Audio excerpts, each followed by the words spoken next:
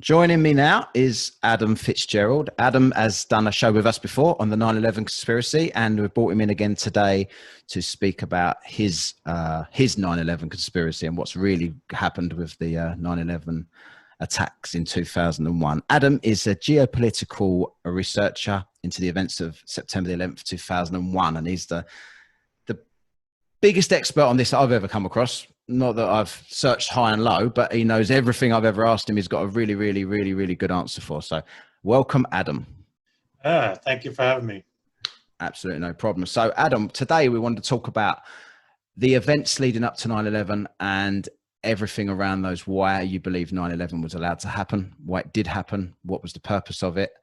And, you know, in the time we've got, hopefully you can explain that as I'd say in as best layman terms as you can. I don't know if there's any particular 9/11 experts listening. There probably is a few that think they're experts with holograms flying into buildings and stuff like that. But I want you to hear Adam's, all the research that Adam has done. I wanted to know what happened, Adam. Why was it allowed to happen? Well, what an intro. Basically the idea of attacking American targets has been in the existence of minds of terrorists since the 1970s that we know of, regarding basically our foreign policy with certain countries such as Israel and Saudi Arabia and the Gulf. With the degradation of Pan-Arabism, which is the ideology of independent Arab states led by socialist governments. The replacement of that ideology came within civil wars within that country, and that ideology was Wahhabi Islam, or Islamism, as they commonly refer to the term.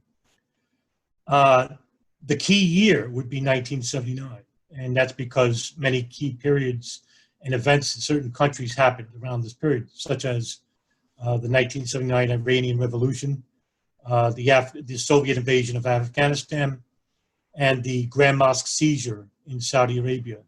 And these would all have a very important part to play. And then months later, you had the assassination of Anwar Sadat, the Egyptian president in Egypt, by members of the Egyptian Islamic Jihad, Al-Jihad, or Gamma Islamiyah.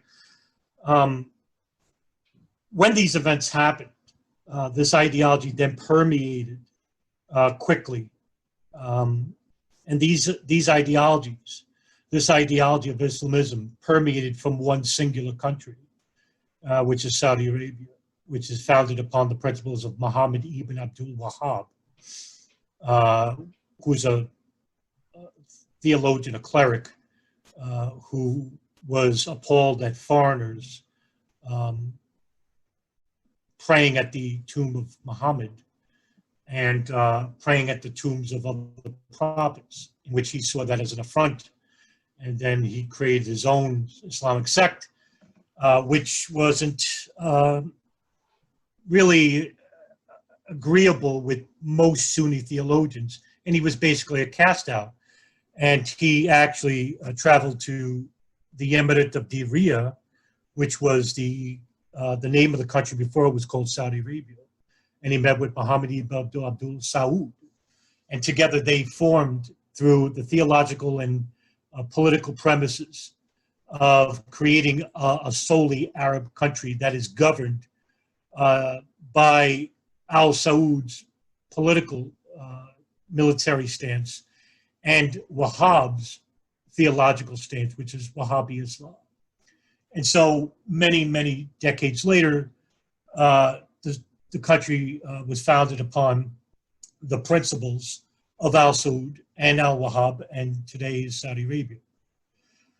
This ideology then grew with the Muslim Brotherhood, the Egyptian Muslim Brotherhood, as well as the Syrian, and then by one author named Sayyid Qutb. Sayyid Qutb, who traveled to the United States, was actually not much in the way of an extremist or a militant. In fact, he was a moderate Sunni theologian.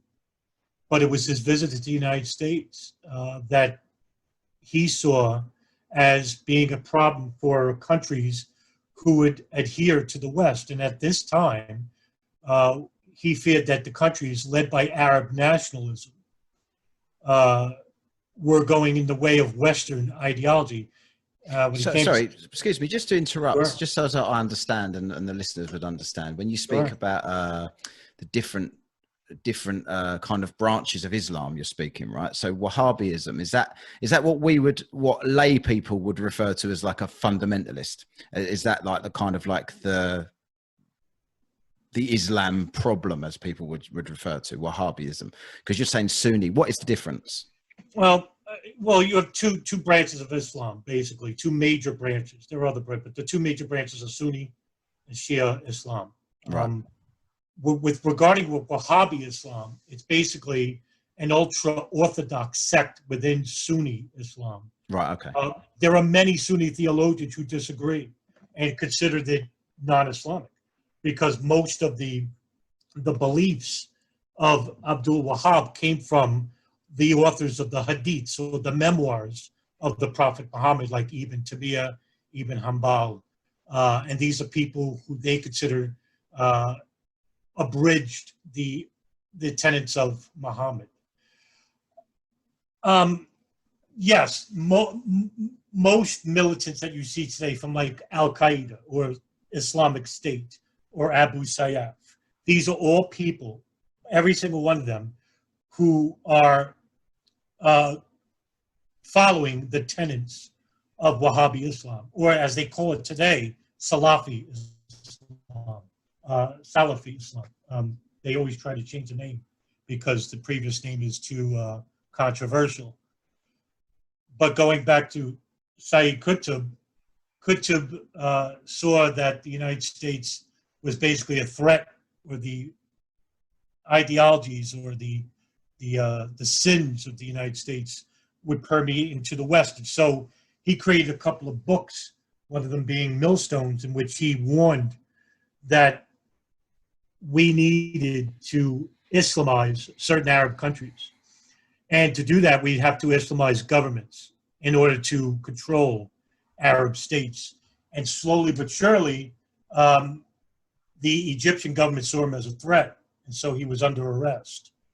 The Egyptian Security Services, which is the SSI, was pretty brutal to its prisoners, and they tortured many of its prisoners, creating the problem that didn't create before. In other words, through torture, they were creating the fervent belief that they were right, that these Islamists needed to change the structure within these secular governments. When Qutb was executed, his martyrdom, his death, was greater than what he was alive. In other words, his death resounded in all of the Arab world. And his memory still lives on to this day. And because of his works and because of his death, many other prominent Islamists that were in the shadows started to come out slowly in different countries. One of them being Ayman al-Zawahiri. Ayman al-Zawahiri is an Egyptian cleric. He is one of the primary members of the Egyptian Islamic Jihad, which is a radical fundamentalist group in Egypt. And they're a lot more fervent than, say, the Muslim Brotherhood. The Muslim Brotherhood, which was founded under Hassan al-Banna, and their one of the compatriots or co-founders is Sayyid Qutb. But with each extremist, it seems that every other extremist that's born out of him becomes a lot more ultra-Orthodox, ultra-aggressive in their fervent ideologies. And because of this mentality, of this aggressive mentality, the notion of using violence becomes a lot more problematic or realistic for groups or governments that are basically unaware that these Islamic sects are basically existing within their own countries. However, Ayman al-Zawahiri started to propagate the ideas of Sayyid Qutb, as well as other Saudi clerics in Saudi Arabia. And also you had other clerics inside Jordan, one of them being Abdullah Azzam, Abdul Azam, who's considered the godfather of modern-day jihad. And his works became more prominent as soon as he left Jordan to Egypt, in which Egypt became completely aware of who he was. But he never met with al-Zawahiri. He basically was still a student of theological affairs. And he basically was propagating against the Israeli government because he came from a town called Jenin. And what happened when he was there, when he was young, was that the Israeli IDF had razed his land and destroyed his homes. This was during the 1950s. And even prior to that, his family, who owned the land for over 100 years, basically lost everything because when the Israeli parliament passed the constitution that under the British mandate, that Israel was to become a country for Jews itself, the ideology that permeated from it was Zionism, which is a nationalist form of the Jewish-owned government or Jewish-owned state, and that the Palestinians themselves, they would have rights, but they would have rights under Israeli law. And so this ideology that permeated also became quite a fervent belief within the Israelis and made enemies within the Arab world because they saw this as another ideology that was becoming a threat to Islamism as well as communism or socialism within these Arab nationalist governments. So you have these two ideologies. They're at war with Arab nationalist states, Arab states that have these Islamist religious groups waiting in the shadows. So not to gloss over a couple of years because that would take up most of your time. Yeah, absolutely. 1979 happens. And so what this happened was this was the spark plug for every single Islamic radical fundamentalist group that adheres to Wahhabi principles to suddenly become the face. And no point in history became more poignant for this than the Soviet invasion of Afghanistan. Because with this war, and this is something that I usually start with when I talk about 9/11, and how does all of this come into play? How does all this fit into what happened with September 11, 2001? It does.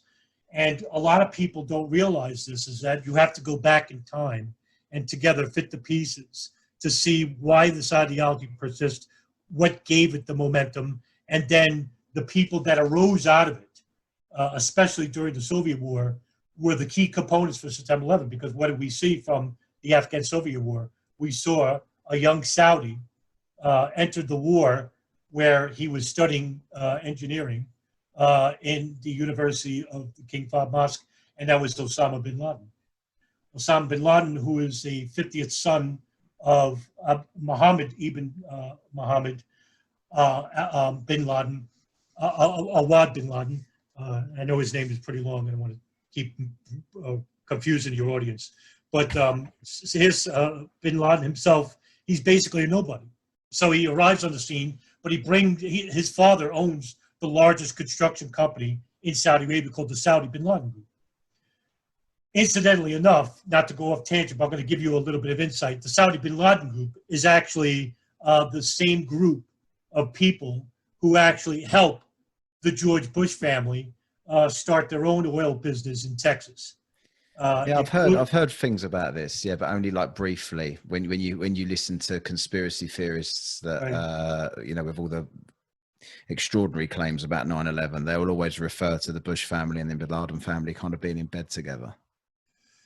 Yes, but not to the point like what you're explaining it, because that's the conspiracy theory. Yeah. Regarding the but that's where conspiracy theories go, isn't it? Because there's an element of truth to what people exactly. Someone hears it's not interesting enough, so they'll make it more interesting by making the ties deeper, kind of thing. Exactly. When the ties don't even exist, no less. Right. But we'll get to that in a minute because that's important. Actually, the bin Laden that actually was friendly to Bush wasn't Osama bin Laden. It was actually Salim bin Laden, who's the older brother of Osama bin Laden. And he was very business astute. He actually owned more of the shares of the company than most of the other sons. The name of the company that he funded for George W. Bush was Arbusto Energy, which was an oil and gas firm that started in 1984. And years later, they merged with Spectrum 7 Energy Corp. But because Salim bin Laden actually used his father's funds to start this company, that's where the bin Laden connection resided and started in. Incidentally enough, Salim bin Laden died in a plane crash in Houston, Texas, actually, by accident. And ironically enough, going back years later, Osama bin Laden's father actually died in a plane crash while surveying a potential construction a building, construction future project. He died in a plane crash too. So the irony is that plane crashes. I'm surprised I've not heard loads of conspiracy theories about this.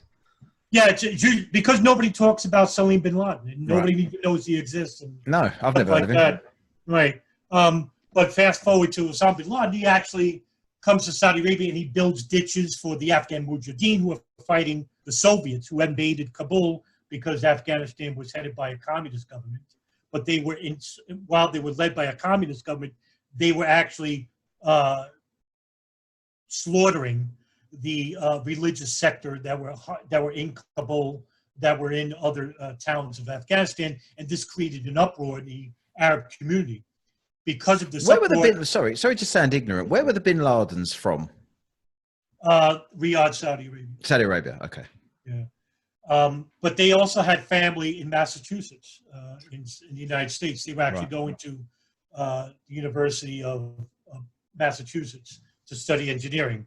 A lot of those bin Laden family actually resided in the United States, a large sector of them anyway, because of the schooling that we provide in regards to oil engineering, especially in states like Oklahoma, where, there could be another topic on this. A large contingent of Arabs during the oil boom of the 70s started coming into the state of Oklahoma because the University of Oklahoma provided what many other universities didn't provide, was that their oil engineering classes were top notch in that period. So in other words, another sector of 9/11, which could be talked about in regards to how many extremists started propagating out of Oklahoma, and that's a whole nother subject. In fact, I talked about in my my interview with Mitchell Gray, who authored the book "I Heard You Were Going on Jihad."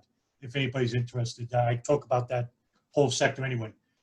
Going back to bin Laden starts building military-grade weaponry. He brings in a lot of construction facilities inside Saudi Arabia. So his name is starting to get a little bit popular. And about the same time, Ayman al-Zawahiri, the Egyptian radical cleric, who is part of being involved with the assassination of Anwar Sadat, leaves prison, comes to Afghanistan. He's actually a doctor, physician, and he's treating the wounded. And somehow between this period of 1980 to 1982, he actually meets with Osama bin Laden. At about the same time, during the mid-1980s, Abdullah Azzam, the Jordanian Egyptian cleric and Syrian cleric, he gets invited to Afghanistan to propagate his ideas of defensive jihad, which is basically a jihad that isn't the spiritual sense of jihad for every Muslim, but the defensive, outward military jihad. And this caught on fast like wildfire during this turbulent period for Arabs around the world, or Muslims around the world. After the Soviets leave Afghanistan in 1989, 10 years later, they basically lose the war. And so the Mujahideen sees themselves as resoundingly victorious. This is a huge, big deal, because here is this monolith of the Soviet Union, this military superpower, this secular invader, summarily and resoundingly defeated by this ideology of Wahhabi Islam permeated within these Arabs, the foreign fighters, not so much the Afghans, whether they like the nationalists who didn't like the Arabs themselves. But this ideology could now focus its attention to Palestine, which is under attack by the Zionist state of Israel, or the Zionist sector of Israel. When I want to be careful here, because when I say Zionism, I'm not meaning the entire country of Israel. I'm talking about the government of Israel, which is headed by the Likud party, and which is Zionist. It's nationalist. It's a dangerous ideology, and it's not prejudiced to say so. But there are... Sorry, just to remind me later to ask you something else about Zionism. I'll let you continue for now because it's irrelevant to what you're talking about. But what Zionism is basically the idea that Jews only would have their own homeland, but it became a form of nationalism, and it was like it's almost like similar to the properties of Wahhabism, right? You have this fervent ideology based upon religious tenets. Well, Zionism is based upon political tenets that they feel that only adheres to a select core group of people, and that would be just this secular part of Jews or Judaism. However, secular Jews, there are secular Jews in Israel that don't agree with Zionist ideologies. In fact, they hate them. And there are religious Jews, Sephardic or Haredi Jews, who are at war with Zionism. So that's why Israel itself is quite a complex, small country, because there are certain competing ideologies that are disagreeing with one another, but they all have one thing in common, that Israel must stay a Jewish-only state. And so with this property of Zionism, Wahhabism, becoming the forefront of these countries, with Wahhabism, of course, being the lot more prevalent ideology that is actually being supported by Saudi Arabia, hundreds and hundreds of millions of dollars throughout the decades of the 70s, the 80s, the 90s, that were into Southeast Asia, the Middle East, even the United States. After the war of Afghanistan, all the Mujahideen fighters, fresh off the victory of Soviet Union, went back to their countries of origin, whether it be the United States, the Balkans, Southeast Asia, what have you. The war didn't stop, because after the Soviet war, you had the Balkans War, the Yugoslavian War, the Serbian wars, which were the communist or socialist structures of their governments at war with Islamists in those countries. And so bin Laden actually was resoundingly a nobody at first. Now he's the face of Wahhabi, or this new form of Islamism. In 1989, actually, just to go back a little bit, Abdul Azzam is assassinated by a bomb on a bridge in his car.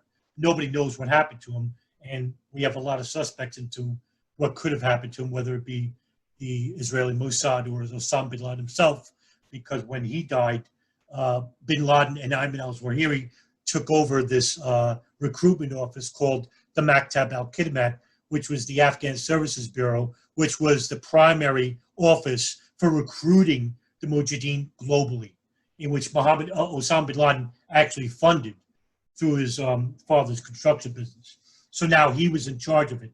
And there was an office inside the United States, the only office that existed, which is in New York, which was called the Al-Khifa Refugee Center. And why is that important? Because that is a link to the 1993 World Trade Center bombing. Because with that office in New York, we saw a couple of prominent religious clerics come to the United States and propagate this anti-Western, anti-Zionist, imperialistic ideology to potential Mujahideen inside the United States. And this happened during a 10-year period. And one of the primary clerics was Omar Abdel Rahman. Omar Abdel Rahman, who headed the Gamma Islamiyah in Egypt, was a prominent religious terrorist. In fact, he was on a terrorist watch list in 1979, 1980. Incidentally enough, when he arrived in the United States in 1990, he went through the U.S. Embassy in Cairo, Egypt. However, what was interesting was that the person who acted as a consulate officer to pass his application was a CIA officer. Knowing that Abdul Rahman was a terrorist and he was on a watch list, he's not allowed to enter the United States, Not only was he allowed to enter the United States, he was actually approved for his U.S. visa, not once, not twice, but 3 times. And so all under the watchful eye of the CIA.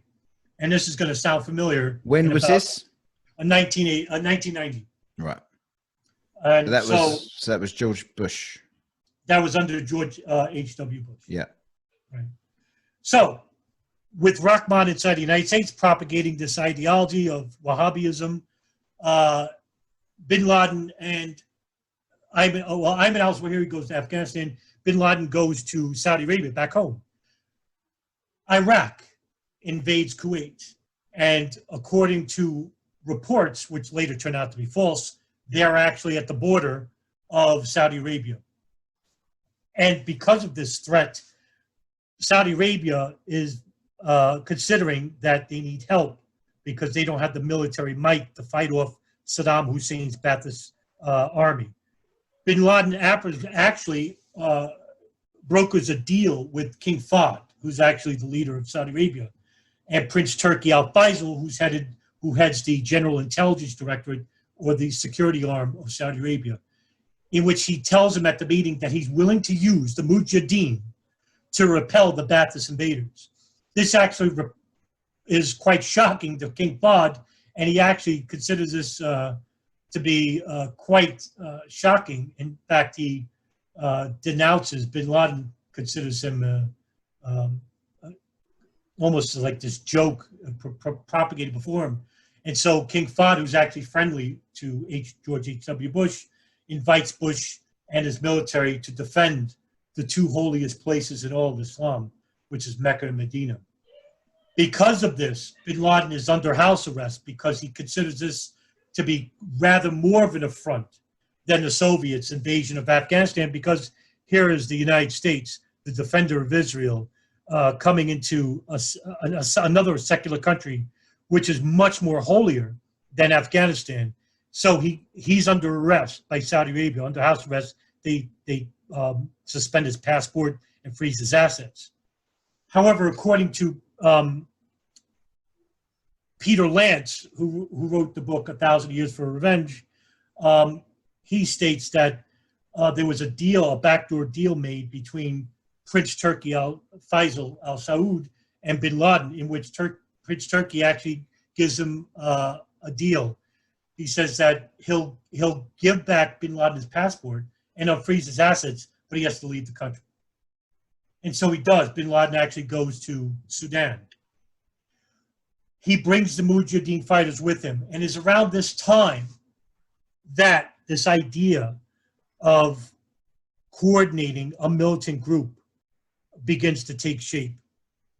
Now, when bin Laden was in Afghanistan, there was a camp called Al-Masada. Not many people know about this camp, but it was a camp made for Mujahideen fighters who are much more militant, who are much more aggressive. Because one thing about bin Laden in Afghanistan, he saw that the ideology of Abdul Azam was taking shape with a lot of people, with a lot of Muslims, and that there were spiritualist ideals. Bin Laden didn't agree with this. He actually saw that what we needed to fight against secular invaders was to fight violence with violence. And so he created his own camp. This camp and their core group of people then moved to them with the Sudan. And this group later became Al-Qaeda. The founders of this group were not just Osama bin Laden and Ayman al-Zawahiri, but Abu Ubaidah al-Banshiri and Abu Hafs al-Masri. Abu Hafs al-Masri would later change his name to Muhammad Atef, and he's the military commander of Al-Qaeda. And there are a couple of other core groups like Mahmoud Salim, and other people, and I won't go into detail because there's others, and you probably never heard of them anyway. But they're not important right now. But that group then begins to form in the Sudan, all under the watchful eyes of the CIA, because the CIA actually got wind that bin Laden was in purchase of a satellite phone. This satellite phone was actually bought in Long Island, New York, and then it was actually given to an individual who's familiar with bin Laden in Virginia, and that satellite phone was then mailed to Afghanistan, and it was given to bin Laden. The FBI actually was the primary agency who found out about this person in Long Island and they kept a track on it, and they informed the NSA. So the NSA began listening to all phone calls of bin Laden in 1992 to 1998. One number in particular kept coming up, and it was a number in Yemen, and it was a house in Yemen. And this became the communications hub for all Al-Qaeda communications. So the NSA started tapping that house in 1996. There's some discernment between 1996 and 98, but the common knowledge is that the NSA found out about the number in 96, and they would start beginning bugging the house. So bin Laden's satellite phone was bugged in 1992. Ahmed al-Hada, who owned the home in Yemen, his house is bugged. The phone is bugged. It's tapped by the NSA in 1996. So with bin Laden in Sudan, he begins ramping up terrorist operations. Meanwhile, Israel is becoming more prominent in the Zionist ideology. And the United States, for a while, has a conference, an annual conference, that adheres to Israeli principles. And it's called the AIPAC lobby. It's a huge lobby, not as big as the Saudi lobby as well, and not as financially supported as the Saudi lobby. In fact, the Saudi lobby is a lot older. That's a whole nother conversation to itself. It's more prominent. But the Israeli lobby is a lot more politically astute and has a lot more power in terms of politics because of the familiarity between the Zionist ideology between Israel and the United States. Now, you may ask yourself and say, well, why does the United States adhere to Israeli principles? Is because the United States is led by a tremendous large group of people called Christian evangelicals. And I think they're the largest voting bloc inside the United States. And there's approximately, don't give me some rope here, there's approximately anywhere between 90 to 110 million Christian evangelicals in this country. And they're called the Red Belt, or the Southern states. They adhere to Zionist principles because Christian evangelical is nationalist itself. They believe that the United States should be held under the Christian principles or the evangelical principles, which ironically, which many Christian theologians would disagree is not biblical. Sounds familiar? Well, that's what Wahhabi Islam is seen similar in tenets by. But however, the Christian evangelicals favor Israel for not theological principles because they're different, but because that they need Israel to exist, because Christian evangelicals believe that in the future, the largest war in human history will happen in Megiddo, and that all the wars, all the countries' military will start here, and this will bring about the second resurrection or the second presence of the risen Christ. Right. And I was going to say that's a religious belief that this. Right. Right. Okay. Incidentally enough, the irony here is that at the end, Christ actually kills all the Jews that don't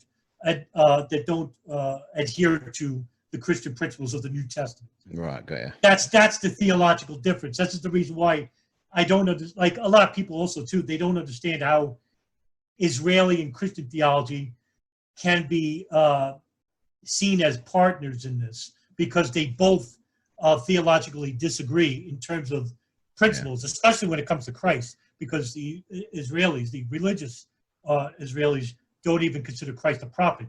No. Islam actually does. They consider Christ as the most revered prophet in all of Islam besides Muhammad. Be that as it may, so you have a large contingent of Israeli Christian evangelicals who adhere to the Zionist principles and the Zionist lobby, and you have this Wahhabi ideology that's permeated throughout the Arab world, funded by Saudi Arabia. These worlds clash and they collide.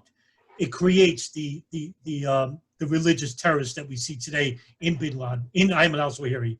And so we start seeing this terrorist operation grow bigger into Sudan, and terrorist operations, all meanwhile, under the watchful eye of the CIA and the watchful ear, or the listening ear of the NSA, because they're listening into the bin Laden satellite phone and the Al-Qaeda communications hub in Yemen.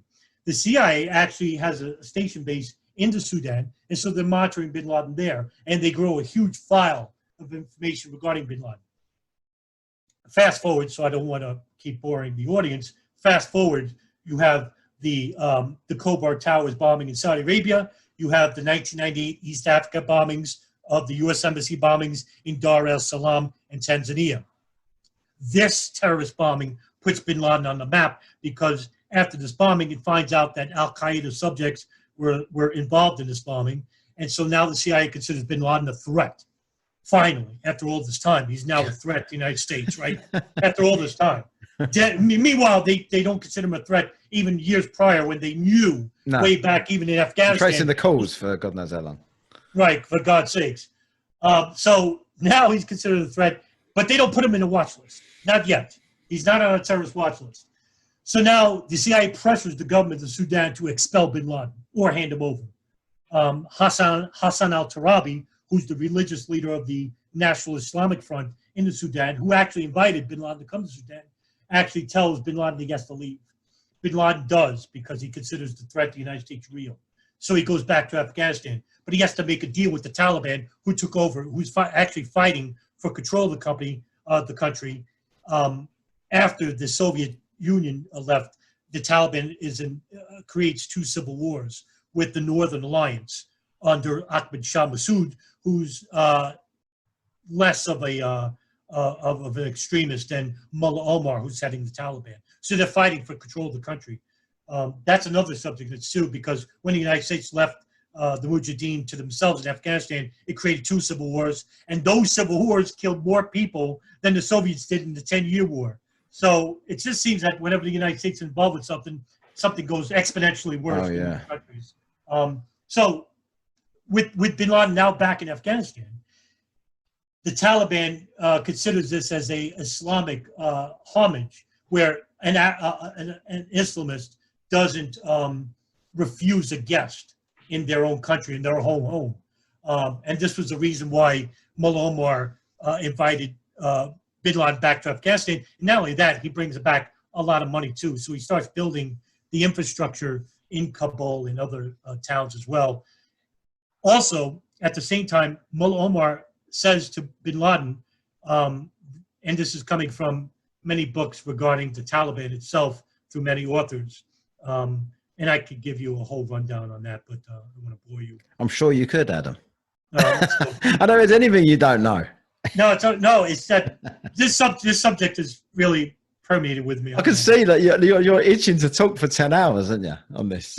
That's why when you told me it's a 40-minute talk, I was like, oh, well, all right, I'll do my best. Yeah. But Mullah Omar offers a deal to bin Laden, and he says to him, you're welcome in the country, but just don't conduct terrorist operations, because with that, you'll bring attention in the United States military into the country. Bin Laden actually tells him, sure. But I think there was another deal in mind, that in order for bin Laden to stay in the country, he would have to eliminate the adversary to Mullah Omar, and that's Ahmad Shah Massoud. And if he kills Massoud, the Taliban controls the country. Fast forward to 2001. There are reports inside the United States that there's a large contingent of extremist Muslims inside states like Arizona, Oklahoma, Minneapolis, New York, who are learning to fly. They're all in these flight schools. And so a lot of these mosques have been infiltrated by FBI informants, especially in Arizona. There's a guy called Henry Ellen, who's a longtime business profiteer in Tucson, Arizona. He becomes an FBI informant. His handler, his name is Ken Williams. And later on, he would write a very important memo called the Phoenix Memo, in which most of the information that came from that memo came from this informant, Henry Ellen. And you could Google that name, Henry Ellen. And he's more prominent in the website historycommons.com if you want to check, the information I'm presenting to you. What was his name, Adam? His name is Henry Ellen, E-L-L-E-N, Henry Ellen. He actually warns Ken Williams that there are an unusually high number of Arabs learning to fly, but they're they're wanting to attack American targets. Go back a little bit, a couple of years before 2001. In 1995, there was an operation called Bajinka Plot. Bajinka Plot was a plot, Ramzi Youssef and Khalid Sheikh Mohammed. And if you heard about these names, you'd be right. Ramzi Youssef was a suspect for building the bomb that was used in the 1993 World Trade Center bombing. And Khalid Sheikh Mohammed, who's his uncle, is actually one of the primary masterminds of the September 11th, 2001 terrorist attacks, which I think he is. But I'll go into that in a little bit. Bajinka Plot was a plot where they would build 12 bombs built with Casio watches and urea nitrate, and they would plant them underneath the seats of these planes. And all 12 of these airliners would fly over the Pacific Ocean and explode at the same time. A huge operation. And it was three-phased. That was the second phase. The third phase was to hijack a plane and to crash it manually by a hijacker into CIA Langley headquarters. This was the first time that we see that there was going to be a plane to be used and crash into an American target. And so with this operation that never came to fruition, the FBI actually interrogated one of the primary masterminds of the Bajinka Plot, and he says that, yes, his name was Abdul Hakim Murad, and he says, yes, there are right now sleeper cells inside the United States learning to fly in flight schools. This information, headed by Rodolfo Mendoza, who headed the investigation, he brings the file to the FBI. This is 1995, 6 years prior to 9/11 attacks.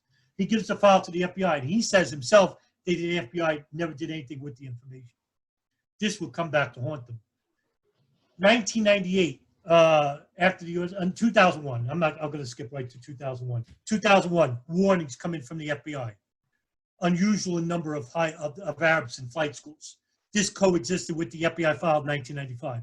Huge warnings go up, red flags, right to the State Department, even to Alex Station, which is a CIA Bin Laden issue station that's monitoring Bin Laden and Al Qaeda all around the world. The CIA actually begins monitoring hijackers all the way back to 1998. This is important.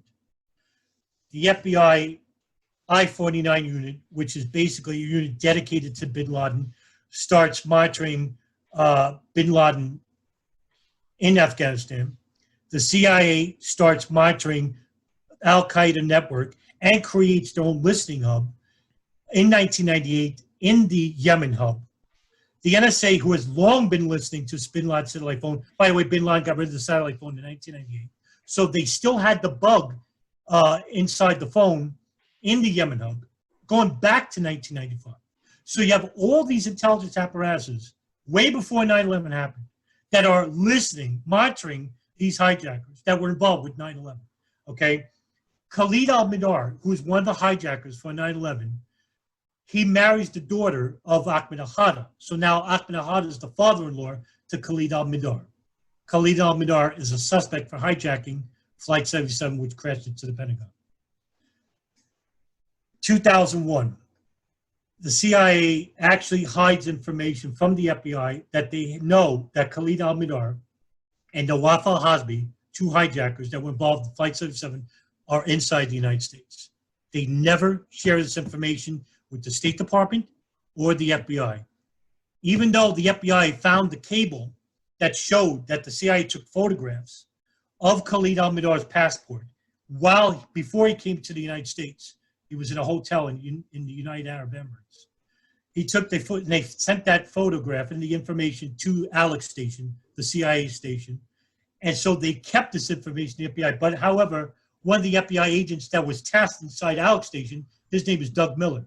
He sees the cable. So he writes a cable right away saying that there's a terrorist who's actually involved with the USS Cole bombing of 2000 and probably in the 1998 East Africa bombings that's coming into the United States. So he can warn the FBI to start beginning monitoring operations. However, the CIA doesn't. They have to approve of the draft, and they don't. And the deputy chief of Alex Station is Tom Wilshire.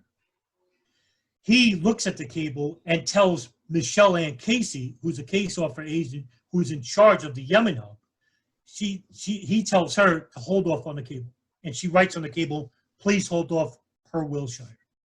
The cable goes back to Doug Miller. Doug Miller sees it. He gives it to his friend Mark Rossini, who's another FBI agent who's friends with John O'Neill, who heads the I-49 unit. He goes to Michelle and Casey and says, why are we holding up on this cable? There's two dangerous guys who are trying to enter the United States. She tells him, quote, it's not an FBI matter. We'll let you know when it is an FBI matter, end quote. Because they feel that these two operatives are conducting operations outside the United States. Because if they were conducting operations inside the United States, it's now the FBI's jurisdiction. Because the CIA is not allowed to conduct operations inside the United States. If it's outside the United States, the CIA can control all information regarding any type of terrorist operations outside the United States. So you'll understand why they didn't share that information. Right. But you can also understand that there are conspiracy theorists who think that, yeah, the CIA wanted this to happen. I don't necessarily disagree with this. It'll be a hard case to prove, but I could probably make a decent argument for that. Night 2001 happens. More operatives, members of the Hamburg cell, Hamburg, Germany, Marwan al-Shehhi, Muhammad Atta, Ziad Jarrah. These are members of the Hamburg cell. They moved to the east. And on the East Coast, you have Israeli Mossad operatives who are working in moving companies in New York, in New Jersey, in Florida, where these hijackers were. Khalid al-Minar and Nawaf al-Hazmi are in California. And when they landed in California, they are met with Saudi operatives, Saudi intelligence operatives, headed by their intelligence agency, the General Intelligence Directorate.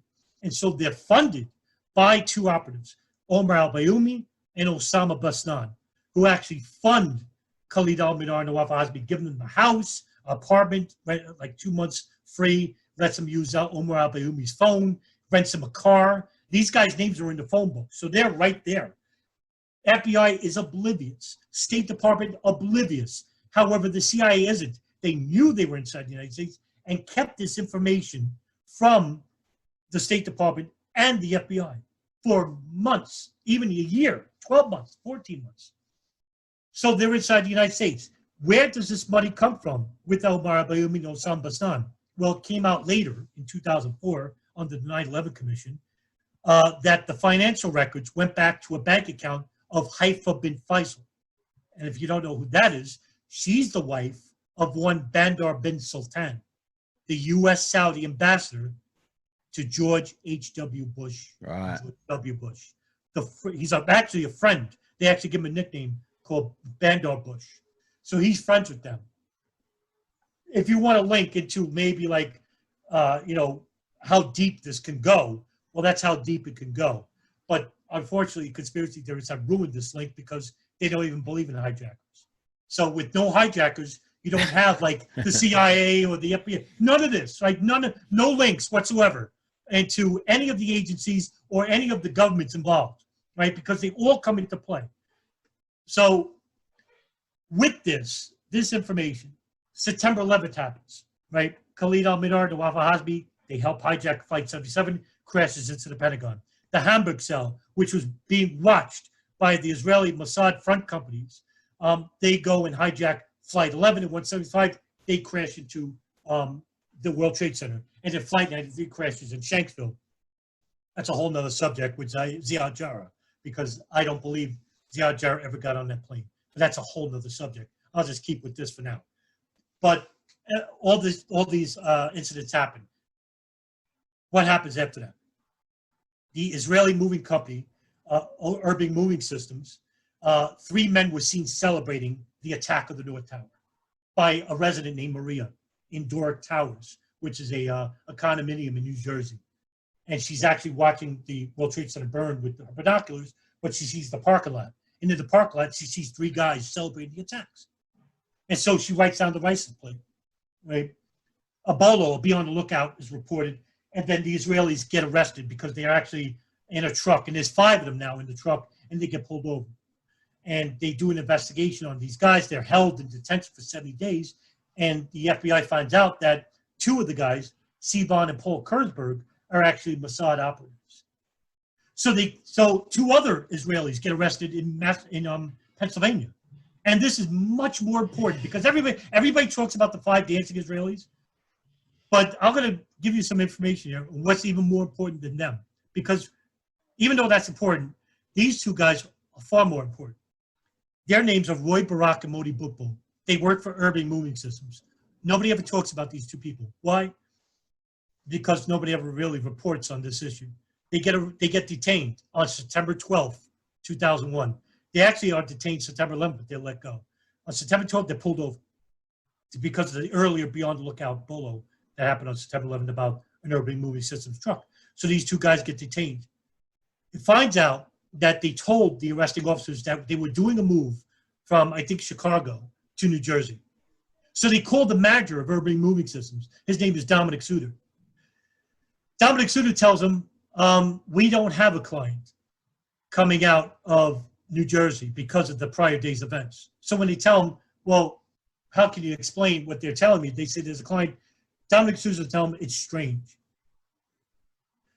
The route they were taking was a route that was connecting to Shanksville, where Flight 93 crashed. It comes out later that Ziad Jarrah had uncles and cousins that were involved with the Israeli spy agency, the Mossad. Ali al-Jarrah was arrested in Lebanon in 2011 for being a spy for Israel for 25 years. His brother, Joseph al-Jarrah, was a spy for Israel for 10 years. His uncle, which goes way back even to 1970s, was a spy not just for the Israeli Mossad, but also for Iraq, Syria, and Germany, going back even 25, 30 years. So you have a history of spies inside the al-Jarrah family. But like I said, I won't go into detail much about that, but it seems I can make an argument for it. Now, this is speculation. I just want to be careful. I'm speculating that Ziad Jarrah may be that Israeli spy inside the 9/11 operation for the intelligence apparatus to know what was happening. And I think this is what I believe what happened with 9/11, that it was an Arab Israel, that it was an Islamic plot headed by Khalid Sheikh Mohammed, but that Israeli and U.S. intelligence got wind of the plot from the Yemen hub, which I outlined just previous to you, and that they manipulated the plot. In other words, that that certain people within the intelligence apparatuses were informing certain people within the Pentagon or the State Department, and I'm talking about at the highest levels, and that probably didn't even inform George Bush, and that they took the necessary precautions to allow the 9/11 attacks to happen. This is allow them to happen in their planned form, or allow them, because I remember you saying when we spoke to you before that you wasn't convinced that the Pentagon plane wasn't remote controlled. No, I don't necessarily say that it's definitively controlled. However, I do not dismiss that notion.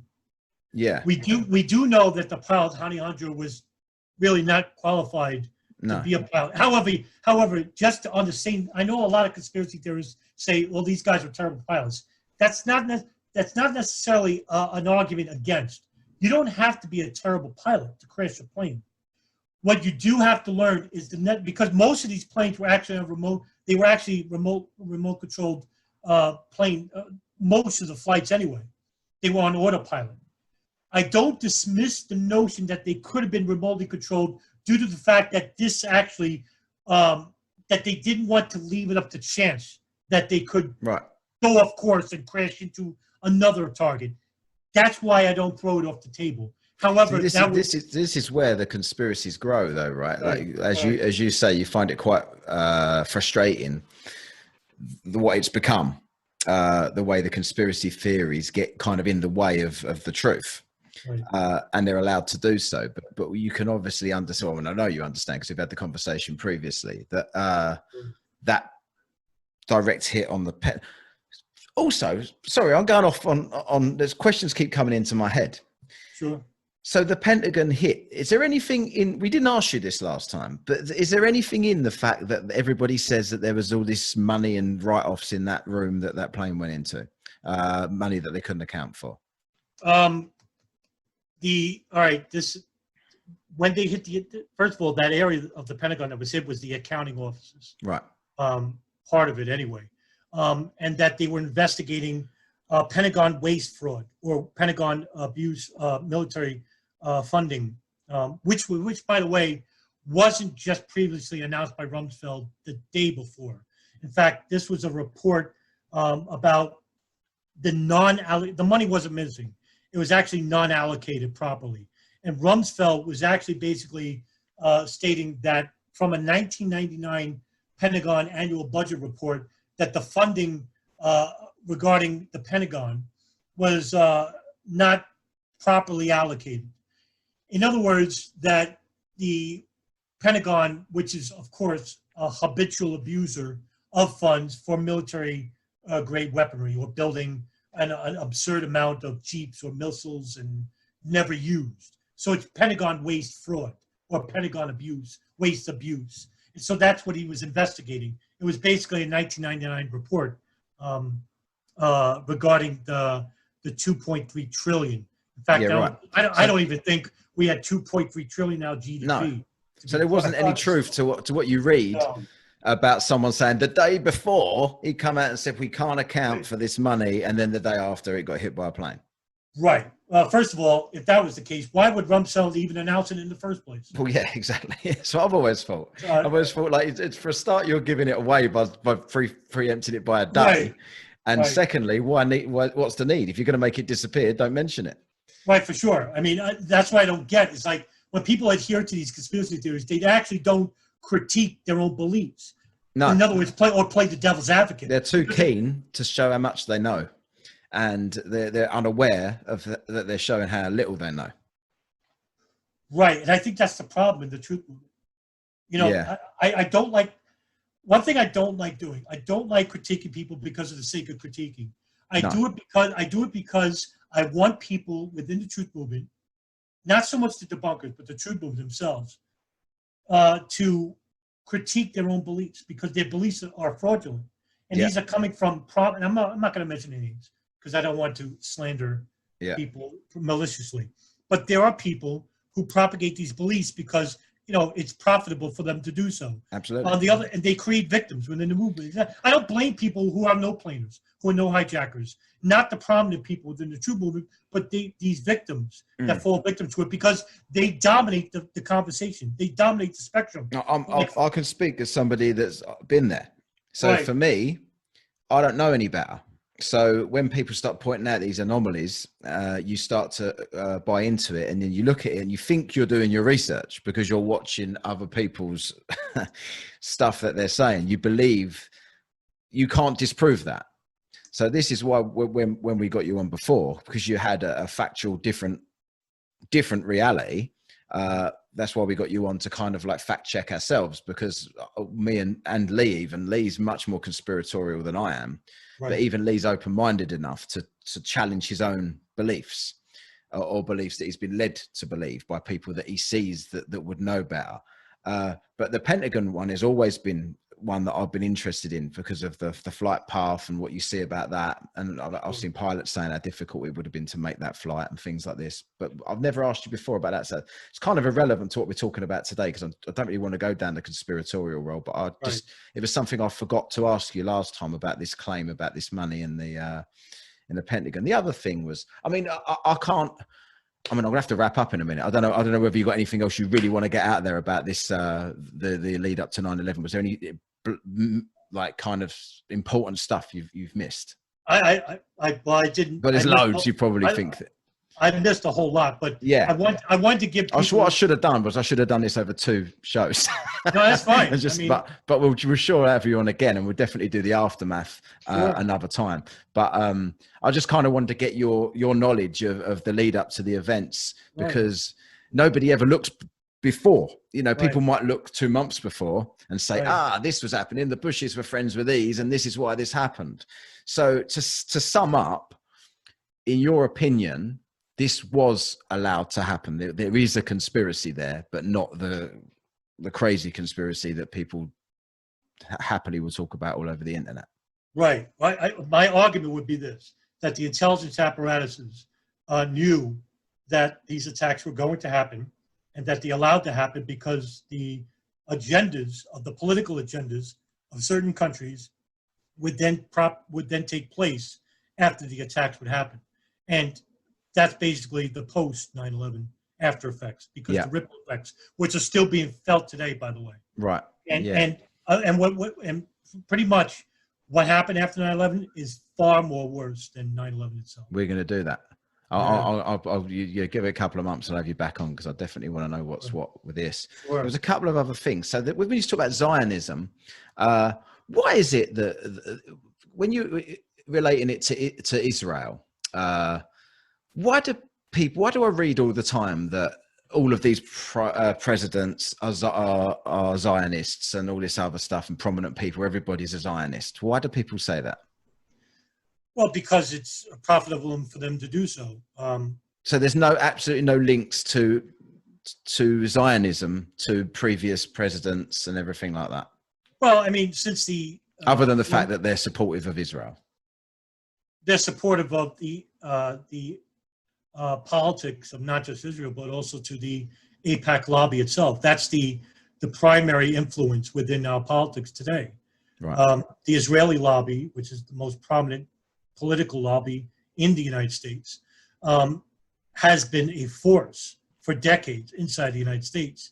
And this is propagated by, of course, the evangelical majority within the State Department at the Pentagon. Yeah. Most of the higher ups within those two departments are basically evangelical Christians. And that's why I brought up why is he talking about evangelical Christianity? I'm talking about because it does play a part, because with these religious beliefs and these nationalist beliefs, they actually play a part in regards to the politics within those countries. Right. And that's why it's important, because the politics of those countries, they have agendas too. Yeah. And they may differ from one another. However, the agenda, the main goal is the same, is to forever have a global connection, or a global predominance in the Middle East and around the world eventually. Right. The other thing that popped into my head while you were speaking there, and I just, it could be conspiratorial, it is conspiratorial again, but I've always been since I was kind of met you, I've been interested in your opinion on this, or if you know any more knowledge about it. Bin Laden and the death of Bin Laden. That was weird to me. Was that not weird to you? At first it was. Yeah, like the fact that they suddenly found him and then buried him at sea immediately. There's a lot of questions, and I understand why. Here's a guy, the most wanted man in the world, can't be found. He's 6'6", walks with a limp. Yeah, exactly. Almost like me. Dialysis. Right? That was true too, to an extent. He actually went through he had a kidney problem, and was seen in a Pakistan hospital and visited by a CIA agent. There's some truth to that. Yeah. However, he supposedly was killed in a raid on May 1st, 2011 by U.S. Special Forces. Seymour Hersh, who I respect highly, actually thinks that the Pakistan ISI always knew that bin Laden was living in a home in Jalalabad. He was under house arrest, and that on that night, the U.S. government made a deal with Pakistan government saying that could we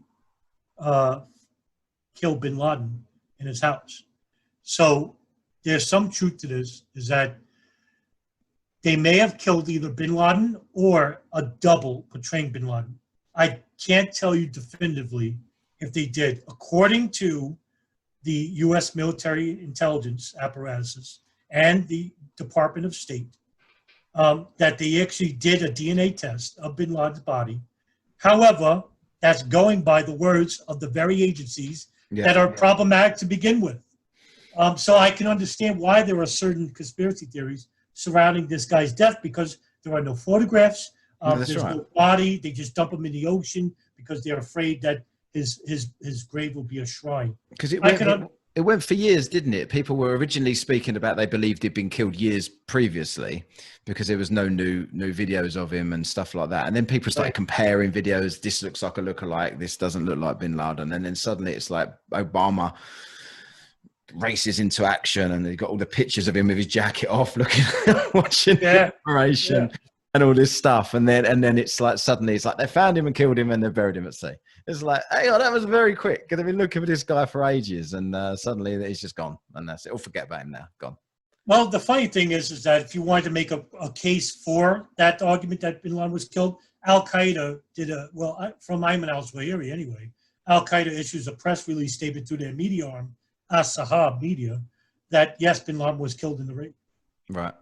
And there's no argument against, like Al Qaeda could just say, "Oh, this is propaganda." Yeah.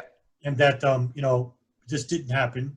The Americans are lying, but they actually agree that he was killed in the raid. So that's why I don't dismiss it, but there are questions. I mean, yeah, sure. Do you think it was true? I don't know anything about this. Do you think it was true that, was it the SEAL team that killed him? Yeah, was it? No, there's two teams. In fact, there was 3 helicopters that landed. One crashed, and yeah, exactly. The conspiracy theory is that everybody that killed him then died in a crash. No, not everybody died. One plane did crash. Right. This was afterwards. This is like, I don't remember, so forgive me for that. I don't know when this plane crashed, but they were a part of that SEAL team. Actually died. The plane crash, helicopter crash, in another operation or right.